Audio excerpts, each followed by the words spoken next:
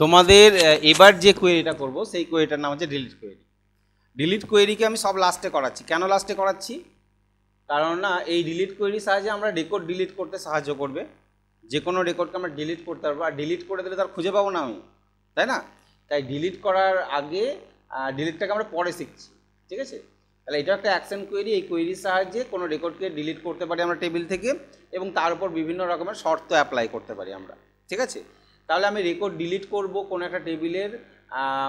আরেকটা জিনিস বলে রাখি, দেখো আমার স্টুডেন্ট ইনফরমেশান টেবিলে কতজন স্টুডেন্টের ডেটা আছে? 13 জন স্টুডেন্টের ডেটা আছে, আমি দেখতে পাচ্ছি, ঠিক আছে?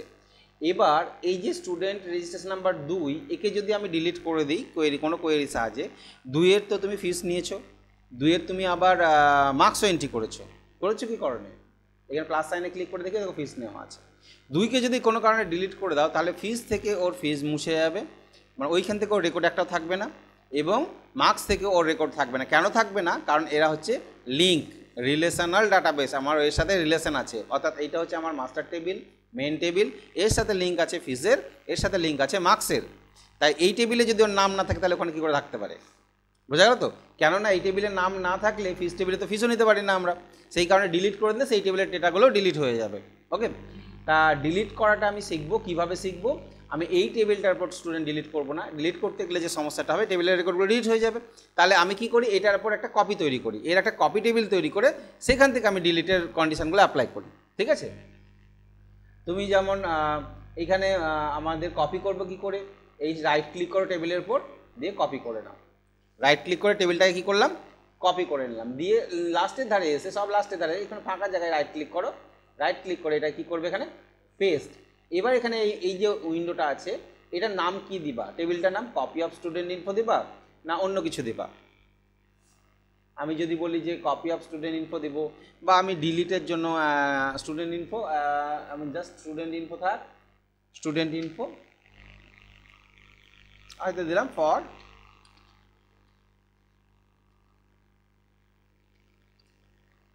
ডিলিট, ঠিক আছে? ফর ডিলিটেশন কিছু একটা দিলাম। এবার স্ট্রাকচার অ্যান্ড ডাটা কপি করবে না স্ট্রাকচার অনলি কপি করবে? আমি স্ট্রাকচার অ্যান্ড ডাটা কপি করব। টেবিল স্ট্রাকচার থাকবে, তার সঙ্গে ডাটাগুলোও থাকবে। স্ট্রাকচার অনলি করলে শুধু টেবিলের মানে হাড় কঙ্কালটাই চলে আসবে, ধরে না, ভিতরে মাংস টাংস কিছু থাকবে না। হ্যাঁ, এইটা। তাহলে স্ট্রাকচার অ্যান্ড ডাটা কপি করলাম। এখানে দেখো student info for delete copy হয়ে গেছে, এবং ডাবল ক্লিক করে খুলো, একই জিনিস আছে। এবার এখানে ডাবল ক্লিক করে খুলি, একই জিনিস আছে। এখানে কি হচ্ছে? এই যে রিলেশনটাও আমার দেখাচ্ছে, ঠিক আছে? রিলেশনটাও দেখাচ্ছে। তা এবার ডিলিট করে দেখি এখান থেকে যে আমার হচ্ছে কিনা কিছু একটা কেস। কাকে ডিলিট করবে বলো? বলো, আমি এখান থেকে ডিলিট করলে ওই টেবিল থেকে, ফিক্স টেবিল থেকে ডিলিট হয়ে যাবে কি? হ্যাঁ, কারণ এটা তো অন্য টেবিলের নামটাই তো আলাদা। হ্যাঁ, আচ্ছা, না হওয়ারই কথা। তাহলে আমি মিঠুন, এখানে কোনো একটা শর্ত, আমার তো বিভিন্ন কোর্স আছে, সিডিডিপি আছে, ডিআইটি আছে, সিএফএস আছে। সিএফএস অল্পই আছে। আমি চাইছি সিএফএস স্টুডেন্টগুলোকে ডিলিট করে দিই। সিএফএস একটা দেখতে পাচ্ছি, আর একটা সিএফএস করে দিই। আমি এখান থেকে সিএফএস করে দিলাম, ঠিক আছে? আমি চাইছি সিএফএস স্টুডেন্ট যাদের কোর্স সিএফএস তাদেরকে ডিলিট করে দাও, ঠিক আছে? যাদের কোর্স সিএফএস তাদেরকে ডিলিট করে দাও। তাহলে ডিলিট করতে গেলে ক্রিয়েটে যাবে, কোয়েরি ডিজাইনেই ক্লিক করবে। কোথায় ক্লিক করবে? Query design. এখান থেকে যে টেবিলের ডাটাকে ডিলিট করবে সেই টেবিলটাকে আগে সিলেক্ট করে নাও। আমি স্টুডেন্ট ফর ডিলিট এই টেবিলটাকে সিলেক্ট করে নিয়ে ক্লোজ করে দিলাম, ঠিক আছে?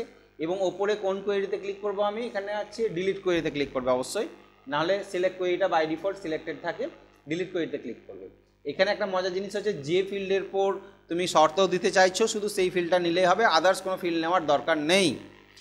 যে ফিল্ডের উপর শর্ত দিতে চাইছো বা যে ফিল্ডের উপর শর্ত দিতে চাইছো সেই ফিল্ডগুলো নিলেই হবে, আদার্স কোনো ফিল্ড নেওয়ার দরকার নেই। আমি কোর্সের পর অনলি শর্ত দেবো, তাহলে কোর্সটাকে শুধুমাত্র নেব, ঠিক আছে? তাহলে কোর্স সিলেক্ট করলাম স্টুডেন্ট ডিলিটের জন্য। যেখানে শর্তটা কি দিব? আমি শর্তটা দিচ্ছি কোন কোর্সকে ডিলিট করব? সিএফএএস এইটাকে, ঠিক আছে? এইটা হচ্ছে আমার শর্ত। এবার তুমি এটাকে রান করো। কটা আছে? দুটো। তুমি ইয়েস করলে ডিলিট হয়ে যাবে, আর নো করলে কিন্তু ডিলিট হবে না, ঠিক আছে? তাহলে ইয়েস করলাম, ডিলিট হয়ে গেছে। এটা সেভ করার দরকার নাই, ক্লোজ করে দাও, নো করে দাও। এই স্টুডেন্ট ইনফো ক্লিক করে দেখো সিএফএস আর দেখতে পাচ্ছ এখানে? আচ্ছা, আমি আমার মেন টেবিলটা খুলে দেখি সিএফএস আছে কিনা। স্টুডেন্ট ইনফরমেশান টেবিল, এখানে সিএফএস আছে একটাই ছিল, এখানে কিন্তু দুটো ছিল না, ঠিক আছে? আচ্ছা, তাহলে এই টেবিলের সঙ্গে কোনো সম্পর্ক আমার নেই, আমি এই টেবিলের উপরেই অ্যাপ্লাই করে দেখে নিব, জাস্ট আমাদের টেস্টিং পারপাস, আমরা পাচ্ছি কি পারছি না। আচ্ছা, আর কাকে ডিলিট করব? আমি ডিলিট করতে চাইছি, আর কাকে ডিলিট করি বলো তো?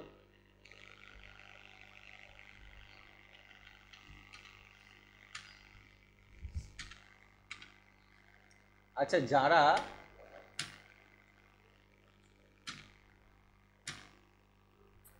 ফোন নাম্বার দেয়নি তাদেরকে ডিলিট করে দাও।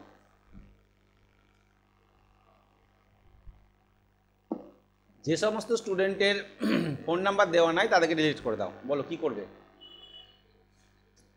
ক্রিয়েটে যাব, কোয়েরি ডিজাইন, স্টুডেন্ট ফর ডিলিটেশন নিয়ে নিলাম। তাহলে কোন ফিল্ডটা চুজ করবো এখান থেকে? কন্ট্যাক্ট নাম্বারটাকে চুজ করব। আচ্ছা, কি কোয়েরি করব? ডিলিট কোয়েরি করব। ঠিক আছে, কন্ট্যাক্টটা নিয়ে ডিলিট কোয়েরিতে অবশ্যই ক্লিক করবে এখানে। এবার ক্রাইটেরিয়ার ঘরে কি লিখবো বলো?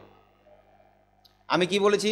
যাদের ফোন নাম্বার দেওয়া নেই তাদেরকে ডিলিট করতে হবে। কি লিখলে ওখানটা ডিলিট হবে?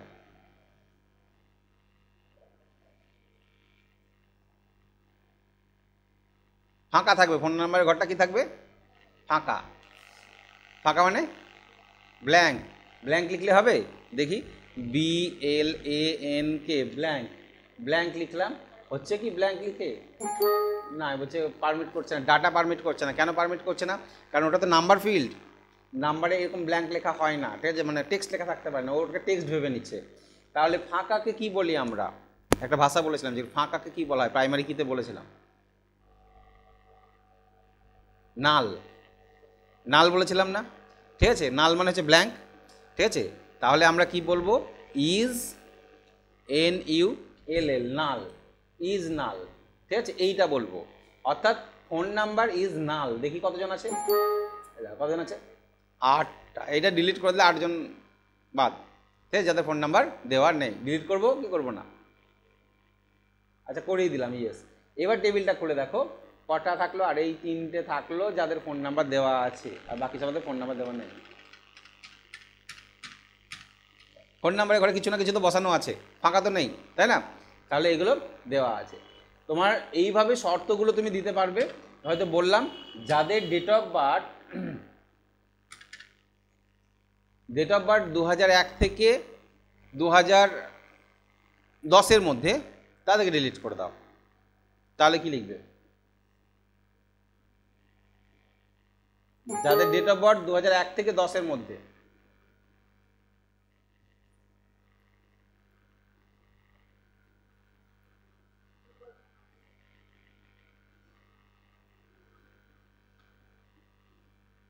এই টেবিলটাকে আমি পুরোটাই ডিলিট করে দিলাম, টেবিলটাই ডিলিট করে দিলাম। আবার একটা কপি করে নিচ্ছি, স্টুডেন্ট ইনফোটাকে রাইট ক্লিক করে কপি করে নিলাম, দিয়ে আমি রাইট ক্লিক করে এখানে কি করলাম? পেস্ট করে দিলাম। আর নাম দিয়ে দিলাম এইটা, যা কি নাম হয়ে কপি হয়ে গেল গো? ও বাবা, অনেক কিছু কপি হয়ে গেছে। নাম দিয়ে দিলাম STUDEL।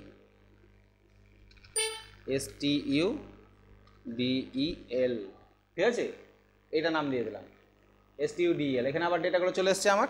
এবার আমি যাদের বাবার নাম দেওয়া নেই তাদেরকে ডিলিট করে দেবো, এরকম করে দিতে পারি। ঠিক আছে, আমি কি বললাম? যাদের ডেট অফ বার্থ 1/1/2000 থেকে 1/1/2010-এর মধ্যে, তাদেরকে ডিলিট করতে হবে। তাহলে ক্রিয়েটে যাবে, কোয়েরি উইজার্ডে করলাম না, কি করলাম? আচ্ছা, কোয়েরি ডিজাইনে ক্লিক করলাম, আমি স্টুডেলটাকে নিলাম, ক্লোজ করে দিলাম। তাহলে ডেট অফ বার্থের পর শর্ত, তাই ডেট অফ বার্থটাকে শুধু নিতে হবে। ঠিক আছে, এবং আপডেট কোয়েরি, এখানে সিলেক্ট কোয়েরি আছে, আমাদেরকে ডিলিট কোয়েরিতে ক্লিক করতে হবে। ওকে, ক্রাইটেরিয়া কি বলেছি? 1/1/2000 থেকে 1/1/2010। তাহলে কি লিখবো আমরা? BETWEEN, between. ডেটটাকে হ্যাশের মধ্যে রাখতে হয়, এই যে হ্যাশ সিম্বলের মধ্যে রাখতে হয়। তাহলে 1/1/2000, এই হ্যাশের মধ্যে রেখে দেবো ডেটটাকে। ঠিক আছে, বিটুইন একটা অ্যান্ড হ্যাশ সাইন দেব, 1/1/2010। এরকম যদি শর্ট হয় আমি এরকম দিতে পারি। তাহলে এটা কি লিখলাম দেখে নাও, বিটুইন 1/1/2000 থেকে 1/1/2010-এর মধ্যে। দিয়ে রান করে দেখি, দেখো 6 জন আছে, 6 জন স্টুডেন্টের মধ্যে পড়ছে যা থেকে ডিলিট করলে এরা ডিলিট হয়ে যাবে। 1 থেকে 2010-এর মধ্যে পড়ছে, বোঝা গেল? তাহলে এই শর্তগুলো আমরা ফাইন্ড আউটের জন্য যেভাবে শর্ত করেছিলাম সিলেক্ট কোয়েরিতে, আমি ডিলিট ওইভাবেও করতে পারি। কাজ আলাদা, ডিলিটের কাজ হচ্ছে ডিলিট করা, আর সিলেক্ট কোয়েরি কাজ হচ্ছে দেখানো। এইটাই যদি ডিলিট না করে আমরা সিলেক্ট কোয়েরি করতাম, ডিলিট কোয়েরি না করে কি করতাম সিলেক্ট কোয়েরি, তাহলে কি হতো, এটাকে রান করো, দেখো ওইগুলোকে দেখাচ্ছে, ডেট অফ বার্থগুলোকে দেখাচ্ছে, দেখতে পাচ্ছ? এই দেখো 4 এই সিলেক্ট কোয়েরিতে দেখাবে, ঠিক আছে? সিলেক্ট কোয়েরিতে কী হবে দেখাবে, আর ডিলিট কোয়েরিতে কী হবে ডিলিট করে দেবে, ঠিক আছে? তবে সিলেক্ট কোয়েরিতে কী হয়, যে সিলেক্ট কোয়েরি যদি করি আমরা, সিলেক্ট কোয়েরিতে আমরা অ্যাডিশনাল কিছু ফিল্ড রাখতে পারি। এখানে স্টুডেন্টের নামটাকে হয়তো রেখে দিলাম, রেজিস্ট্রেশন নাম্বার রেখে দিলাম, স্টুডেন্টের নাম রেখে দিলাম, ঠিক আছে? স্টুডেন্টের নাম রেখে দিলাম, এগুলো রেখে দিয়ে রান করি, তাহলে সঙ্গে সঙ্গে দেখিয়ে দেবে যে এই রেজিস্ট্রেশন নাম্বার, এই নাম, এদের ডেট অফ বার্থ এর মধ্যে। আর যদি আমি কোয়েরি করি, ওই কী বলে ডিলিট কোয়েরি করি, সেক্ষেত্রে কী হবে, ডিলিট কোয়েরির ক্ষেত্রে আমাদের এক্সট্রা কোনো অ্যাডিশনাল ফিল্ড নেওয়ার দরকার পড়ে না। এখানে কোনো শর্ত যদি দিতে চাও তাহলে শর্ত পড়বে, শর্ত না থাকলে নেওয়ার দরকার নেই, রান করলে ওই 6 জনই আছে, এগুলো ডিলিট হবে, ঠিক আছে? এইটা তাহলে এই হচ্ছে ডিলিট কোয়েরি। তাহলে ডিলিট কোয়েরির সাহায্যে তুমি যে কোনো তথ্যকে রেকর্ডকে ডিলিট করতে পারবা এবং তার সাথে শর্ত বা কন্ডিশন অ্যাপ্লাই করতে পারবা। সেই কন্ডিশনগুলো কীরকম কন্ডিশন দেবে, যেমন তুমি সিলেক্ট কোয়েরির ক্ষেত্রে দিয়েছো আর আদার্স কোয়েরির ক্ষেত্রে শর্ত দিয়েছো, সেইভাবে তুমি শর্তটাকে অ্যাপ্লাই করতে পারো, ঠিক আছে?